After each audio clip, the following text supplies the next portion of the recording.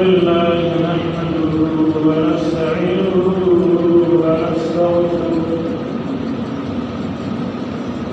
ونستغفره ونؤمن به ونتوكل عليه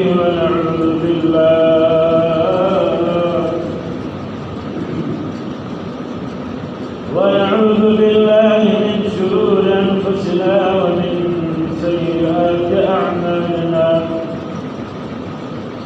من يهده الله فلا مضل له ومن يضلل فلا